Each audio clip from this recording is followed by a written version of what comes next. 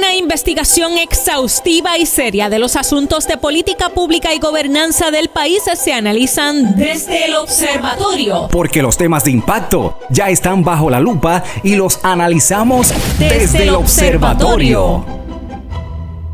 Saludos amigos y amigas y bienvenidos una vez más a Desde el Observatorio, programa del Observatorio de Sociedad, Gobernanza y Políticas Públicas de la Pontificia Universidad Católica. Como siempre, vamos a tocar en este programa asuntos que tienen que ver con gobernanza, con gobierno abierto, transparencia, democracia y aquellas investigaciones y acciones que está tomando la Pontificia Universidad Católica con respecto a estos temas. Como acostumbradamente, me acompaña hoy la joven Jennifer Castellanos Barreto, coanfitriona de este programa. Hola, Jennifer. Hola, doctor. Es un gusto volver a compartir con usted desde el observatorio. Saludo a todos nuestros oyentes quienes se conectan a través de Católica Radio y a quienes nos escuchan por alguna de las plataformas digitales de la PUCP. Doctor, para el día de hoy, cuéntenos cuál es el tema en el que estaremos conversando desde el observatorio. Pues mira, Jenny, estamos retomando una agenda que tenía o tuvo, ¿verdad? Tiene la Pontificia Universidad Católica desde diciembre de 2021.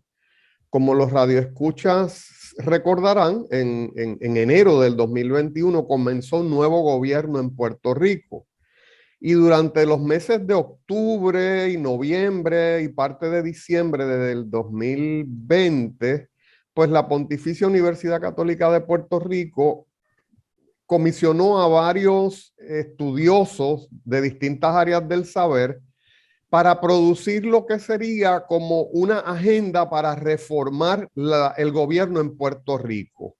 Así que, por ejemplo, pues nosotros buscamos expertos, algunos son de la universidad, otros son amigos y conocidos de la universidad y aceptaron esta invitación. Así que este va a ser el primero de una serie de programas en los cuales vamos a volver a traer a la atención pública esa agenda de esas propuestas que la Pontificia Universidad Católica le realizó al país.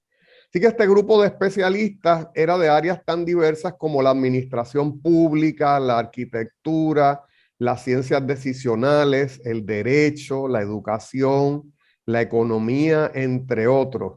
¿Qué se buscaba, Jennifer? Pues un poco darle estas ideas a los nuevos incumbentes. Nadie podía, ¿verdad? Quizás pensar que íbamos a tener un gobierno dividido, pero vamos, la Pontificia Universidad Católica, fuera de líneas partidistas, pues le lega al país esta serie de recomendaciones que salen en un libro que se llama De los desafíos a la esperanza, propuestas de la Pontificia Universidad Católica de Puerto Rico para una nueva gobernanza.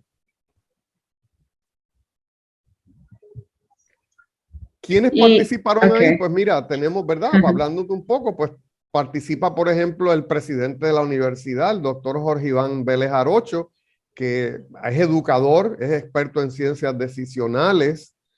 Los economistas Leandro Colón y Edwin Irizarry Mora. El doctor Leandro Colón es vicepresidente de Asuntos Académicos de la Pontificia Universidad Católica.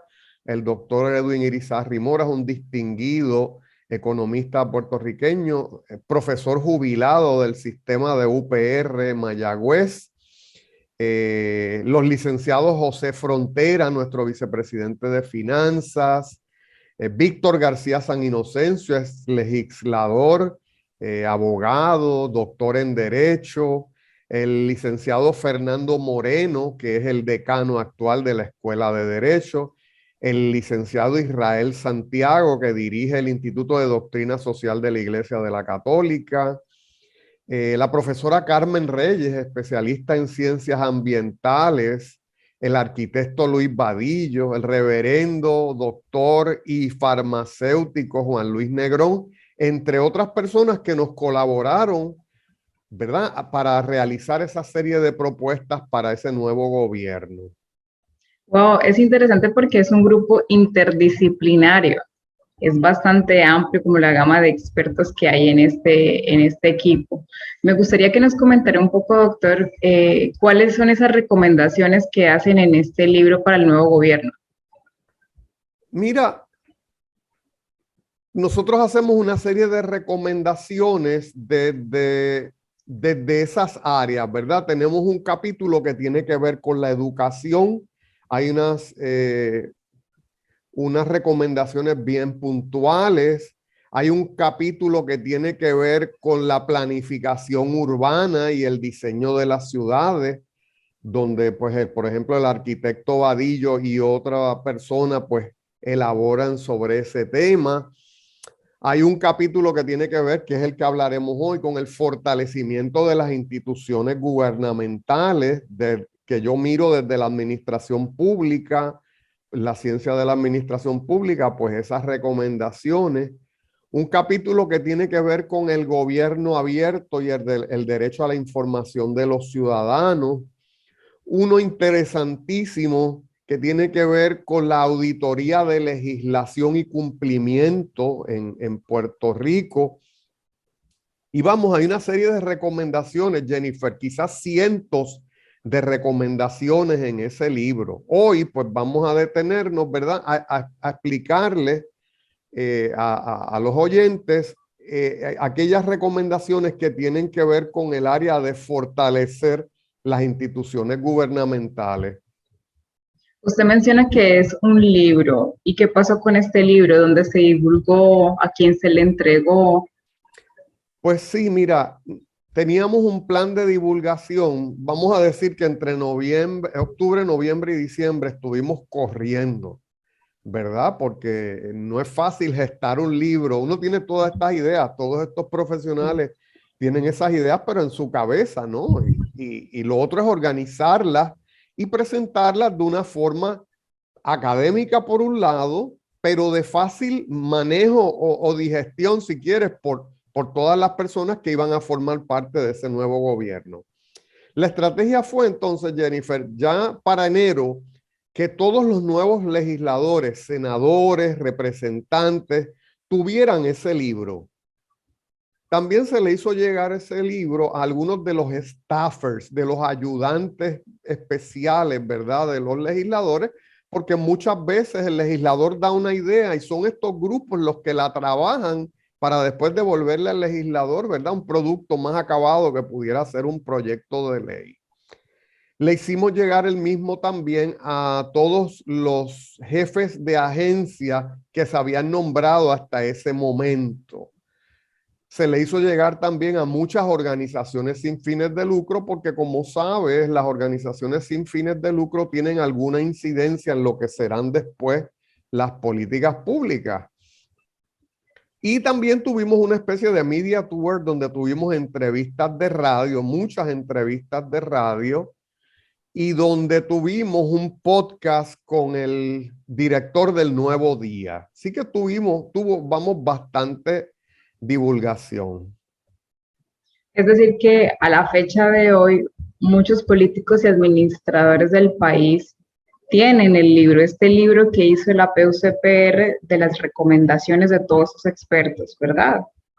Claro, eso por un lado, y por el otro lado, nosotros le hicimos llegar el libro también, vamos a decir, ya en formato digital, ¿verdad? Por las limitaciones de presupuesto, a toda la ciudadanía. Así que los que nos escuchan pueden entrar a publicaciones.pucpr.edu, allí buscar bajo publicaciones académicas y buscan entonces allí en la página el libro de los desafíos a la esperanza, propuestas de la Pontificia Universidad Católica de Puerto Rico para una nueva gobernanza. Además de eso, Jennifer, tuvimos reuniones con líderes del Poder Legislativo y del Poder Ejecutivo.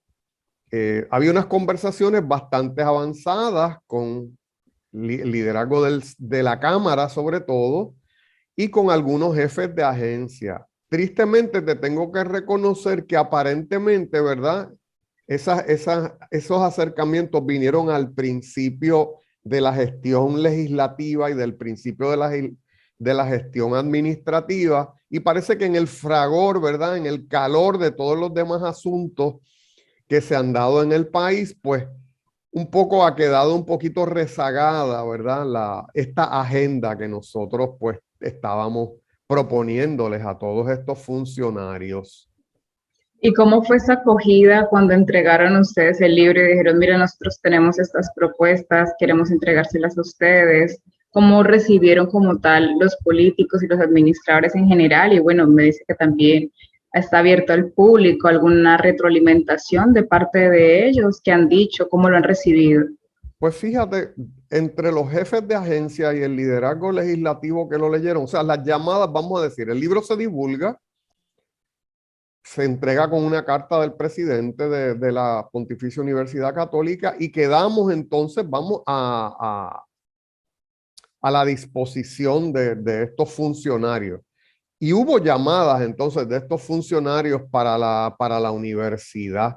Así que vamos, la acogida fue buena, pero como te digo, entre la gran agenda que deben tener ellos, ¿no? Las presiones políticas y de otra índole, ¿verdad?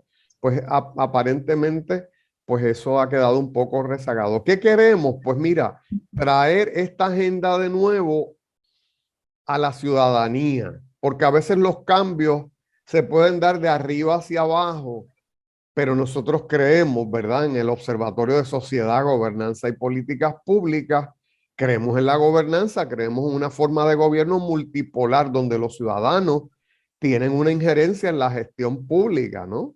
Y entonces le estamos llevando ya a través de este programa y a través de los foros del observatorio, pues queremos llevarle esas propuestas a toda la ciudadanía para que se conviertan en moneda común, se conviertan en algo que todo el mundo hable, todo el mundo conozca y de alguna manera, quizás no ahora, pero en un futuro cercano, se incorpore en la agenda de los partidos políticos y después entonces en la agenda de gobierno. Así es. En este libro, doctor, usted tiene un capítulo que se llama El fortalecimiento de las instituciones gubernamentales. Me gustaría que nos contara un poco de qué se trata esa parte de su capítulo y por qué le pone el título del fortalecimiento de las instituciones gubernamentales. Sí, mira, partimos del debilitamiento que ha tenido el Estado en los pasados años, ¿no? Como institución, particularmente en Puerto Rico, ¿verdad? Nosotros tenemos una tradición o teníamos una tradición en los 40, 50, parte de los 60, de tener unas instituciones gubernamentales ejemplares y tremendamente fuertes. Tanto así que tú has escuchado, oíste el otro día al viceministro de República Dominicana decir que se utilizaba a Puerto Rico como un modelo, ¿verdad? De lo que era la buena gestión pública. Las revistas de gobierno de los Estados Unidos destacaban ese asunto, ¿no? Del modelo puertorriqueño. Hay un artículo que yo le discuto a los estudiantes, poco conocido, pero bien interesante, donde se dice que algunos de los funcionarios de lo que es hoy día Singapur, ¿verdad? Que sabes que es uno de los países que la gente tiene como un modelo de desarrollo y como un modelo de crecimiento económico, pues los funcionarios de Singapur se basaron en muchas cosas que ocurrían en Puerto Rico. Claro, hemos vivido la debilidad o el debilitamiento, mejor dicho, de muchas de estas instituciones. Se han erosionado muchas de esas instituciones que se construyeron en los 50, 60. Cosas que han ocurrido, la alternancia en el poder de dos partidos políticos principales. Fíjate que eso es bueno para la democracia, ¿verdad? El que haya muchos partidos, el que haya muchas opiniones representadas en la sociedad. El problema es que muchos de los proyectos gubernamentales o muchas de las ideas se quedan inconclusas por ese vaivén que hay entre esos dos partidos políticos principales. También, ¿por qué no decirlo? Hablemos la verdad. A veces hay una oposición a las ideas a buenas ideas que se dan en nuestro medio público porque simplemente las plantea alguien que no es de mi partido. Entonces también la excesiva politización, esa alternancia en el poder ha llevado a una excesiva politización del servicio público. Como diremos más adelante, pues Puerto Rico aspiraba y logró en cierta medida un servicio público profesional, despolitizado, a la usanza de lo que Max Weber nos habla de la burocracia. Pero con esa alternancia en el poder político, pues se ha politizado grandemente el servicio público. También hemos visto una falta de competencia de muchos directivos de las agencias, por múltiples razones, ¿verdad? Quizás por el partidismo, porque escogemos una persona que es de nuestro partido, quizás porque no es el más capaz, quizás porque falta un adiestramiento, cosa que vamos a hablar también, quizás porque en algunas ocasiones se da, Jennifer, este movimiento lateral de personas de la empresa privada hacia el gobierno. Entonces, no necesariamente lo que funciona exitosamente en la gestión de empresas es exitoso en la gestión de organismos gubernamentales. Hemos vivido una pérdida de competitividad de los salarios, ¿verdad? El salario de un funcionario público en el país, y más en estos tiempos, se ha visto como un costo, no se ha visto, ¿verdad?, como una inversión en el país. ¿Qué ha ocurrido? Pues que muchas personas han decidido no hacer carrera en el servicio público. La corrupción, ¿por qué no? La corrupción, aparte de erosionar fondos del país, fondos que se pueden dedicar para lograr cosas importantes para el país, erosiona la legitimidad del sistema, ¿verdad? Hay una pérdida de credibilidad en las instituciones y se crea en un disuasivo para que gente joven como tú entren al gobierno. Porque dice, ¿qué me voy a meter yo si todo el que entra en el gobierno, ¿verdad? Diría alguna gente, termina preso o termina mancillada su reputación. Una falta de inversión también se ha dado y desarrollo, ¿verdad? Del capital humano y del capital general en esos organismos gubernamentales. Lo cual viene atado de estas políticas neoliberales, ¿verdad? Desde los 90 para acá en Puerto Rico se ha vivido ¿verdad?, la implantación de una ideología donde el servicio público se ve como un problema. Y de hecho, algunas personas que llegaron al poder en Puerto Rico tenían una plataforma de gobierno donde decían, el gobierno es el problema, cosa que a mí me parece un contrasentido tremendo, ¿verdad?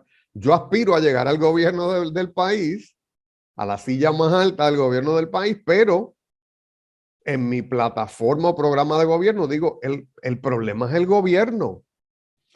Claro, con ese pie forzado, como decimos acá en Puerto Rico, pues si el gobierno es el problema, pues yo no tengo que fortalecerlo, todo lo contrario, ha habido una labor de implosionar el gobierno desde adentro. Has visto, por ejemplo, los despidos masivos de empleados públicos, la congelación de plazas para nuevos empleados, la reducción de beneficios, la congelación de beneficios, la reducción de los retiros o jubilaciones.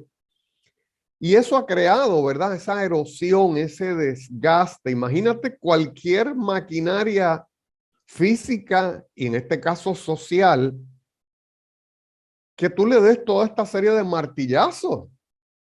Pues claro que se va a debilitar, claro que se va a debilitar. Se aspiraba, claro, puedes decir, es que se aspiraba a un gobierno más esbelto, se esperaba un gobierno más pequeño, más eficiente. Vamos a suponer que eso sea cierto. Pues todavía hay unas cosas que hacer. Así que nosotros partimos de ese debilitamiento de las instituciones gubernamentales, pero lo damos por dado, Jennifer.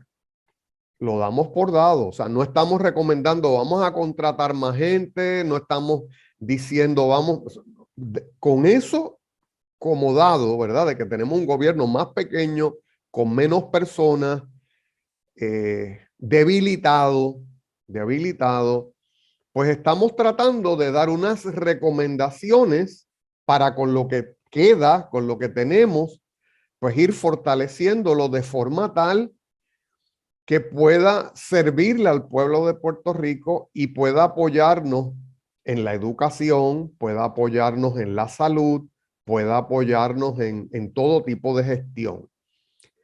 Fíjate que nosotros no nos dimos cuenta de eso, de lo que había ocurrido en el país, hasta que pasamos por los huracanes y pasamos por los temblores y pasamos por las pandemias.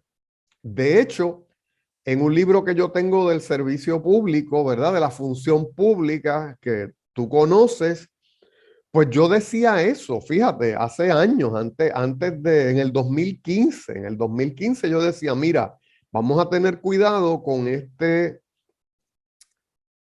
trasteo, si quieres, como decimos en Puerto Rico, con el servicio público, porque últimamente quien va a responder en una situación de emergencia, y lo mencionábamos, como un huracán, como los temblores o como unas situaciones de emergencia, va a ser el gobierno. Entonces, no debilitemos el instrumento que va a permitirnos podernos poner sobre nuestros pies de nuevo. Así que yo creo que todas estas situaciones que nos han pasado, los temblores, las pandemias y los huracanes, han puesto de relieve algunas cosas importantes que hay que hacer en el servicio público para tenerlo fortalecido para la gestión de día a día, pero sobre todo mirando hacia una próxima emergencia, porque va a ocurrir, Jennifer. ¿Cuál es? No lo sabemos, pero debemos prever para ello. Así es, doctor, muy interesante el tema. ¿Qué le parece si vamos a una pausa y ya regresamos en breve desde el observatorio? Por supuesto. Desde el observatorio, bajo la lupa, acciones con propuestas. Amigos, estamos de vuelta hoy conversando con el doctor Hernán acerca de las propuestas gubernamentales de la PUCPR en el libro de los desafíos a la esperanza, específicamente con el tema del fortalecimiento de las instituciones gubernamentales, capítulo que fue escrito por el doctor Hernán Vera. Y hablábamos en el primer segmento un poco de las necesidades, ¿no? ¿Cuáles fueron esas necesidades que impulsan como tal a escribir este libro? ¿Y quiénes estaban allí? ¿Quiénes son los autores? ¿Quiénes participaron en estos capítulos del libro? Pero, doctor, quiero que entremos en materia y nos cuente un poco acerca de algunas de sus propuestas en este libro para el fortalecimiento de las instituciones gubernamentales. Bueno, mira, darle a un profesor de administración pública un capítulo para hacer propuestas es como decirle a un niño, ¿verdad?, que entra a una de estas heladerías donde hay muchos sabores y decirle que se sirva lo que quiere, ¿verdad? Así que algunas pudieran parecer utópicas, pero son muy necesarias, ¿no? Detrás de estas recomendaciones que yo voy a presentar algunas aquí hoy, hay todo un cuerpo bibliográfico y una serie de estudios profundos con respecto a ellas, ¿verdad? Y yo creo que en el país ha llegado el momento de hacer unos cambios de reforma en algunas áreas y quizás unos cambios casi revolucionarios en otras. Así que la primera área que nosotros señalamos para fortalecer las instituciones gubernamentales que hay que tocar es lo que llamamos la despolitización del servicio público. En Puerto Rico, en los 40, 50 y 60 se crea un ideal, ¿verdad? El ideal del sistema de mérito. El sistema de la carrera, lo que se llama la carrera administrativa, que surge de este principio de que sean las personas más aptas, el personal más idóneo, el que llegue a servirnos en el gobierno. ¿Cómo se hace eso? Pues se hace mediante el concurso, ¿verdad? Mediante lo que se llama en Europa el sistema de oposición. Nosotros hacemos una convocatoria, damos un examen, se presenta todo el que cualifica para esos puestos, toma esos exámenes Y después se escogen una serie de personas, ya digamos una décima o una terna, se llaman entrevistas, y la idea es que se va a escoger a la persona más capacitada. Sí que eso es lo que le llamamos el sistema de mérito. Nosotros aspiramos, ¿verdad?, a que se vuelva a reinstaurar en Puerto Rico lo que le llamamos los exámenes por comparecencia. En Puerto Rico había una organización que creaba una serie de exámenes y para acceder al servicio público tú tenías que tomar un examen estandarizado. Todos sabemos que los exámenes estandarizados no miden todas las capacidades del ser humano, pero son un indicador.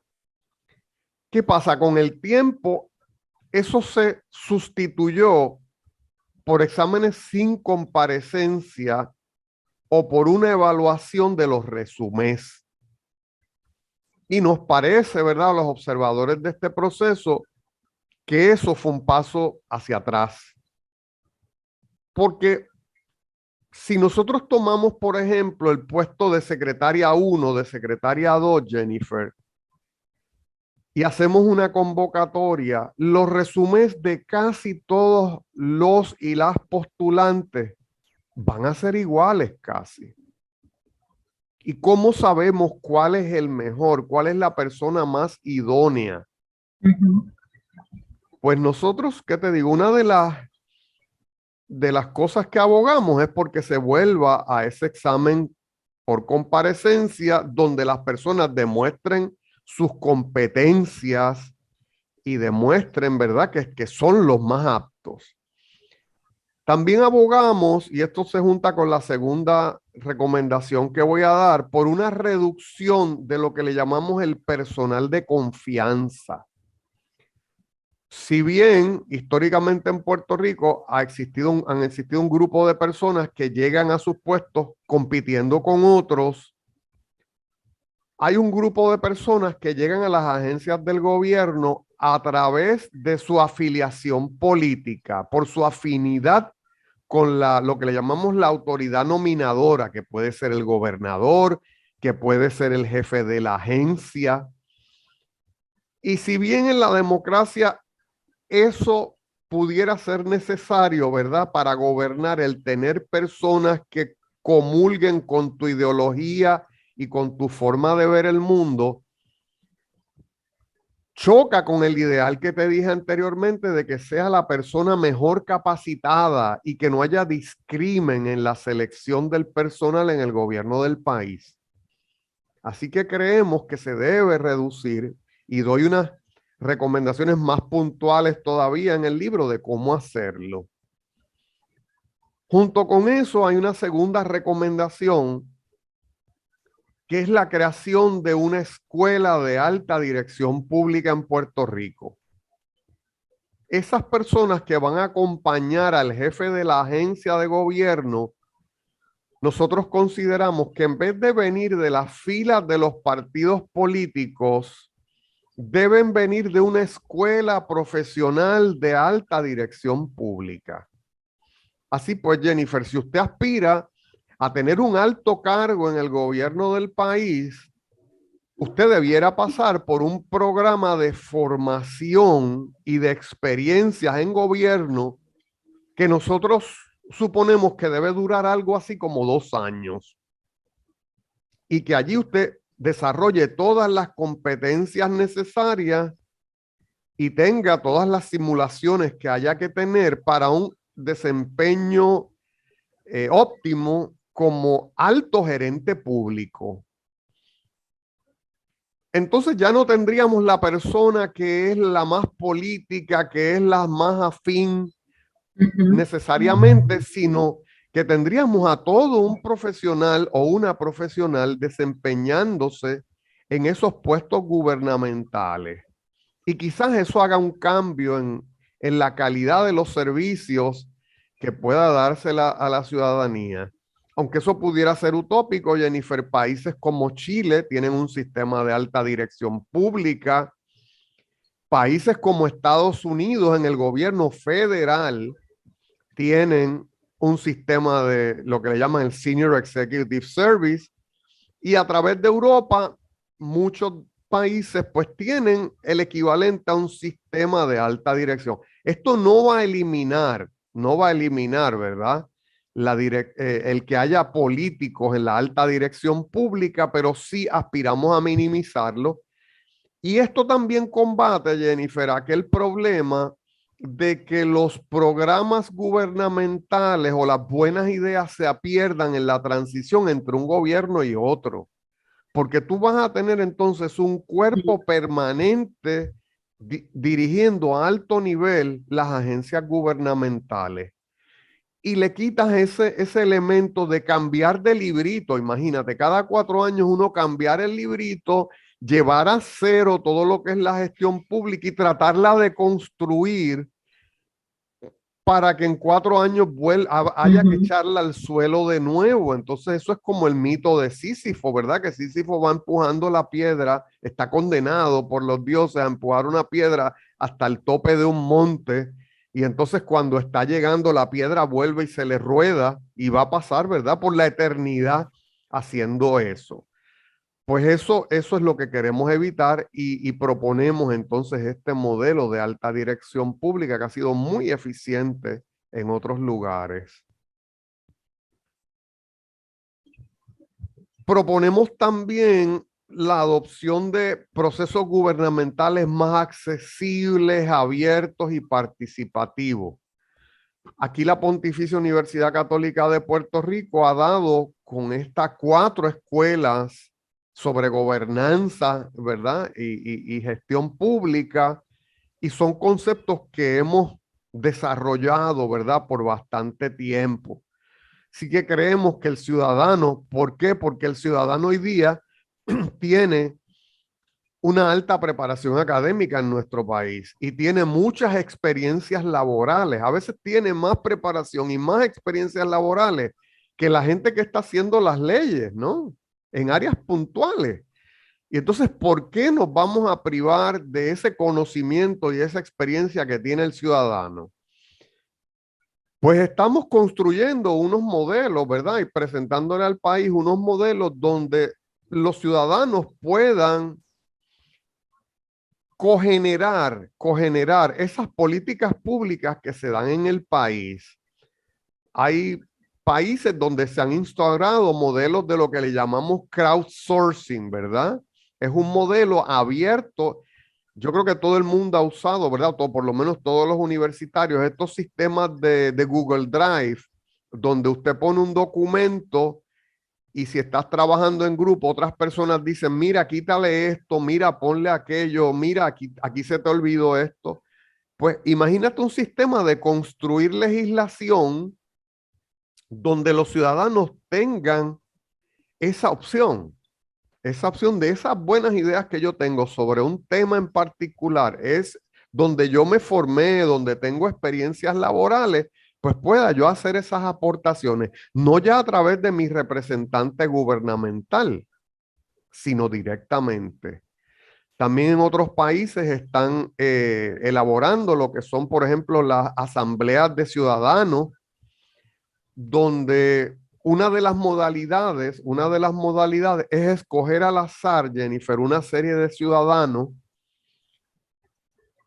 vamos a decirlo de esta forma, encerrarlos en un sitio a generar estas ideas y a generar esta legislación desde esa representatividad de la sociedad. Es como si hicieras un muestreo al azar, un muestreo aleatorio de ciudadanos, y fíjate qué vocación hay de tener ese insumo de los ciudadanos, donde yo voy a tener un largo periodo de tiempo, esos ciudadanos trabajándome, unos en salud, otros en seguridad, otros en educación, y donde te traes unos expertos y les presentan las estadísticas y les presentan las opciones que se han usado en otros países, y se cogenere con el poder legislativo esas opciones de lo que van a ser las políticas públicas y de lo que va a ser la ley.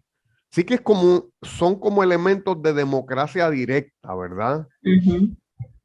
También en ese apartado, yo creo que la pandemia los huracanes nos han llevado a pensar hoy día en que el gobierno abierto hay que moverlo con más rapidez en el país. Lo que es lo que es el gobierno electrónico, perdona, gobierno abierto, lo que es el gobierno electrónico, lo que es el gobierno móvil.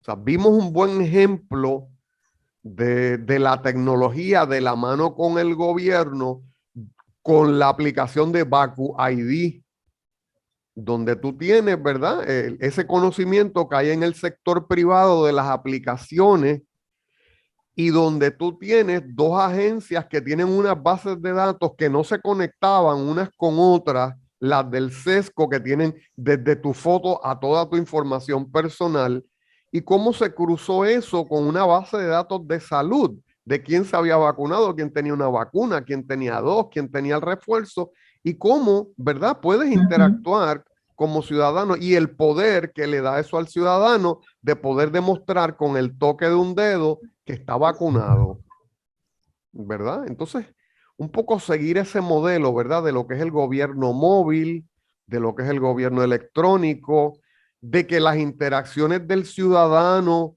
con la agencia física, ¿verdad? Ese edificio de bloques, de cemento, que sea lo menos posible, que el ciudadano tenga que moverse lo menos posible, particularmente porque tenemos una sociedad envejeciente. Tenemos una sociedad donde el segmento de mayor crecimiento es el de los adultos mayores. Otra de las recomendaciones que damos, Jennifer, es volver a plantear esa relación entre los municipios y el gobierno central. En estos momentos de emergencia se vio de nuevo que los municipios son la instancia gubernamental más cercana al ciudadano. Y si bien en Puerto Rico había habido toda una discusión de eliminar municipios, y tengo que decirte que yo era uno de los que abogaba por eso, lo cierto es que con los huracanes, los terremotos y la pandemia nos hemos dado cuenta, como dicen el dicho norteamericano, que toda política es local.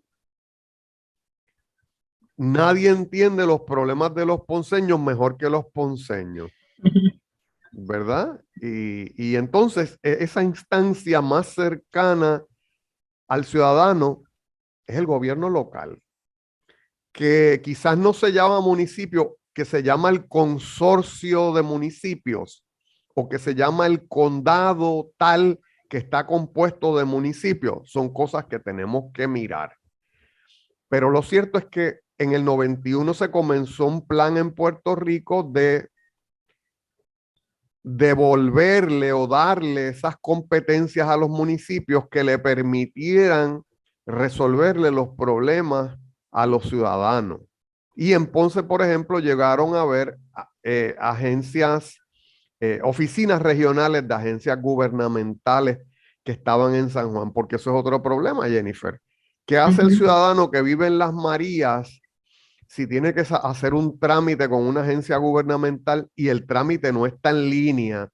Pues esa persona tiene que atravesar toda la isla, quizás ir una o dos veces, la primera para orientarse y la segunda o tercera para recibir un servicio.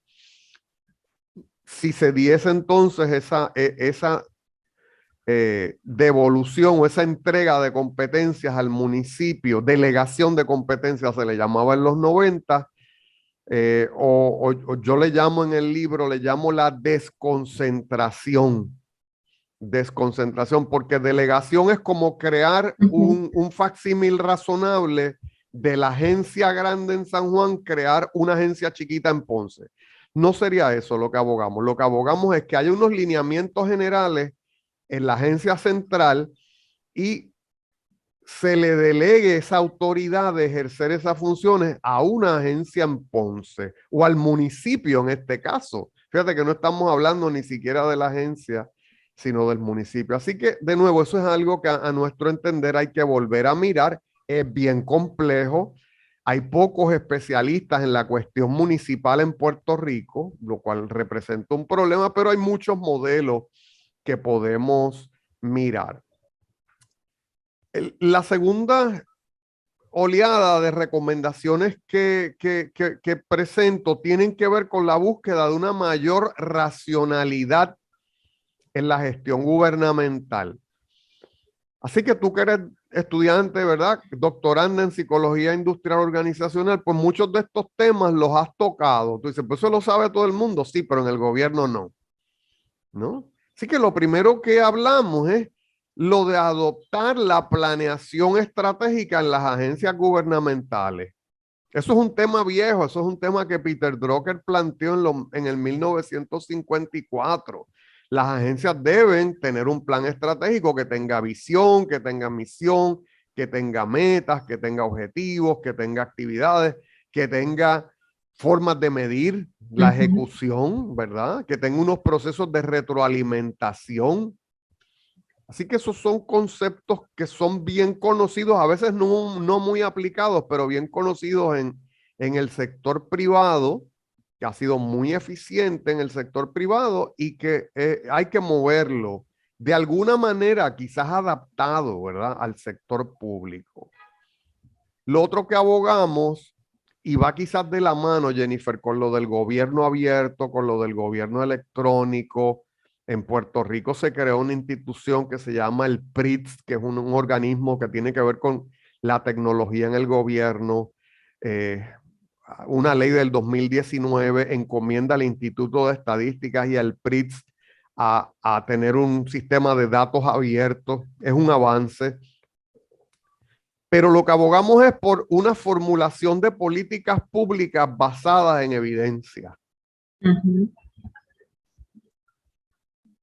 ¿Y por qué decimos esto? Porque muchas de las políticas públicas que se han aprobado en Puerto Rico, que se han convertido en ley y en programa, no hicieron acopio de lo que son las estadísticas. Hemos visto un ejemplo cuando hablamos del censo, ¿verdad? En uno de los programas, y cuando hablamos del envejecimiento, de dónde están los niños hace 2 o 3 programas atrás. ¿Cómo tú tienes un plan gubernamental que dice vamos a cerrar, antes de cerrar las escuelas, había un plan hace muy pocos años atrás que decía vamos a crear las escuelas del siglo XXI. Y se gastaron una millonada de dólares, no en reconstruir las escuelas que ya estaban, no en mejorar las escuelas que ya estaban, no, vamos a mirar hacia el futuro, quizás partiendo de la idea de que había un montón de niños en el país. Entonces, ¿qué es una política pública basada en evidencia? Vamos a mirar ese ambiente en el que se dan las políticas públicas, vamos a levantar información de los indicadores sociales, económicos, demográficos, antes de tomar decisiones de política pública. Otra cosa que abogamos allí también es a veces, Jennifer, a proponer no estas grandes leyes que se implantan y cambian la faz de lo que es la educación o lo que es la salud de un solo tirón, sino vamos a proponer proyectos legislativos que sean como experimentos. O sea, si esta idea aparenta que nos va a ayudar, pues vamos a experimentar con ella y si tiene efectos positivos, la generalizamos a través de toda la administración pública del país. Junto con eso, pues por último, ¿verdad? Es el desarrollo de una cultura de evaluación. Cuando yo doy el curso de políticas públicas, le digo a los estudiantes que ese es como el capítulo que no existe, ¿verdad? En los libros de política pública del país.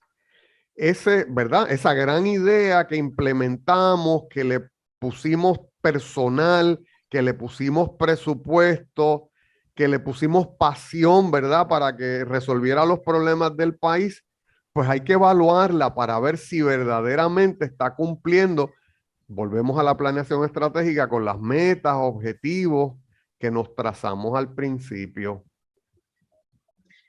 Pues doctor, muchísimas gracias por compartirnos las recomendaciones que hizo en este libro. Ya le contamos a las personas en dónde pueden encontrarlo. Por última vez, recuérdenos a dónde pueden acceder para para poder tener acceso a este libro? Sí, si escriben, ¿verdad? En su browser escriben publicaciones.pucpr.edu.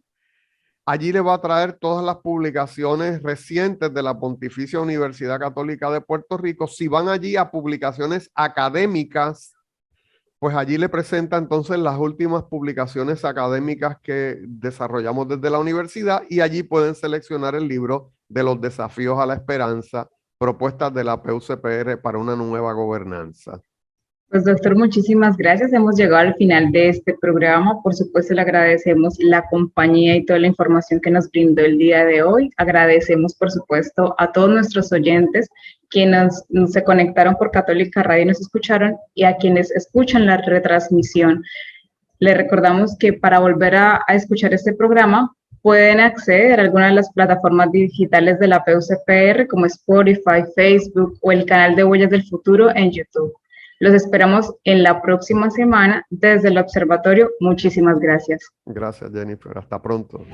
Forma parte de nuestro análisis. Comparte tus opiniones con el panel. Comunícate con nosotros a observatorio.pucpr@pucpr.edu. Desde el Observatorio, una producción de la Pontificia Universidad Católica de Puerto Rico.